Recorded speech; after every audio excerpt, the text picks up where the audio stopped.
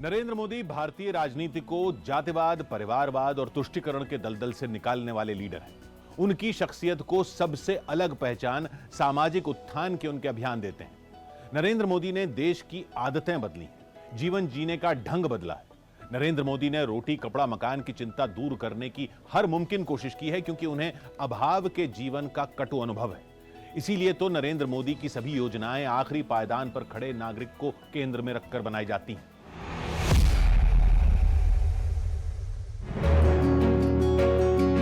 इनको किसी ने नहीं पूछा, मोदी उनको पूजता है।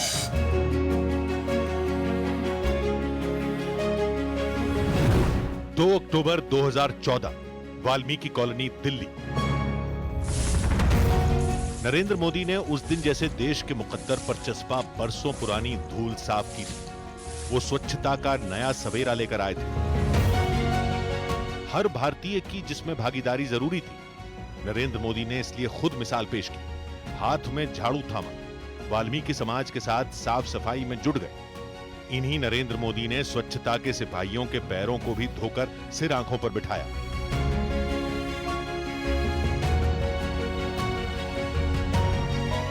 देश के प्रधान की सफाई की नसीहत ने क्या गजब असर किया। स्वच्छता को लेकर देश की मानसिकता ही बदल गई।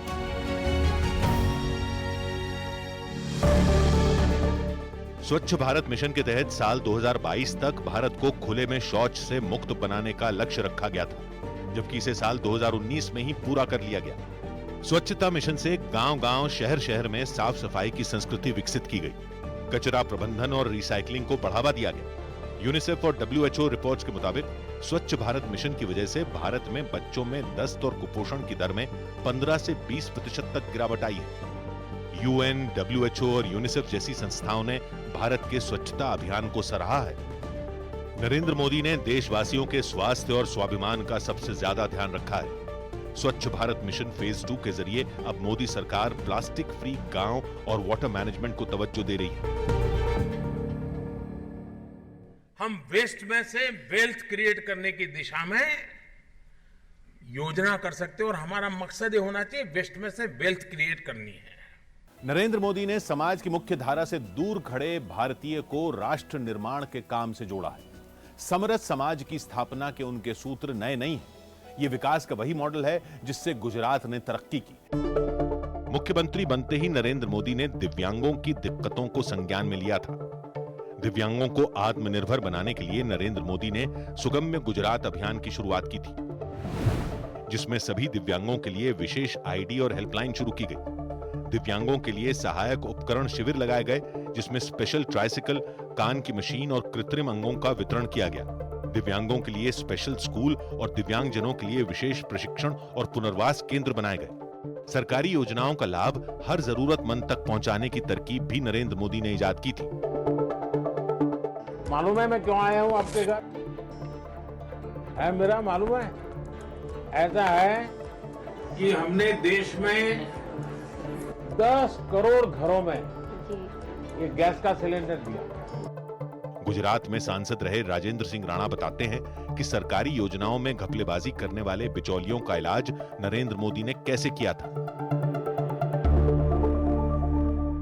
सब सरकार की योजना जो उनको मिला के जिले में कलेक्टर ऑफिस, DDO ऑफिस, ये सब ऑफिसेज है, उसमें लाभार्थी जो है सबको इकट्ठा करेंगे। एक जगह सब आएंगे और एक जगह पे सभी योजनाओं के लाभार्थियों को उनका सीधा बिचौलिए बीच में से निकल जाएंगे। गुजरात से दिल्ली आने पर नरेंद्र मोदी ने दिव्यांगों के सशक्तिकरण का राष्ट्रव्यापी मिशन शुरू किया। अब नीतियों के साथ कानूनी, तकनीकी और सामाजिक सोच में सुधार पर उन्होंने जोर दिया। नरेंद्र मोदी ने दिव्यांगों को गर्व से जिंदगी जीने का रास्ता दिखाया। पेरिस पैरालंपिक्स की मेडल टैली भारत के होनहार खिलाड़ियों की उपलब्धियों का नजराना है। ये रिकॉर्ड है। भारतीय खिलाड़ियों ने पेरिस पैरालंपिक्स में 29 पदक जीतकर देशवासियों को खुशी से झूमने का मौका दिया। ये मौका मोदी सरकार के अथक प्रयास से बना। मोदी सरकार ने पैरा एथलीटों को ओलंपिक खिलाड़ियों जैसा दर्जा दिया। खेलो इंडिया योजना में दिव्यांग खिलाड़ियों को सम्मिलित किया गया। पैरा खिलाड़ियों की ट्रेनिंग और अंतर्राष्ट्रीय प्रतियोगिताओं के लिए फंड बढ़ाया गया। नरेंद्र मोदी ने पैरालंपिक से लौटे सभी खिलाड़ियों से मुलाकात की। उनकी हौसला अफजाई के साथ खिलाड़ियों को प्रेरणा देने वाली कहानियां भी साझा की। दिव्यांग जनों के जीवन को समझना, उनकी दिक्कतों को समझना, उनके कॉन्फिडेंस लेवल को बढ़ाना, ऐसे अनेक निर्णय करते करते हम काम कर रहे हैं। तो कैप पहनाना चाहोगे? तो मैं यहाँ बैठता हूँ, तुम पहनाओ। तुम मुझसे बड़े हो, दिखाई दे। पीएम मोदी पर न्यूज 18 की खास सीरीज जारी है। कल रात 10:25 पर देखना ना भूलें।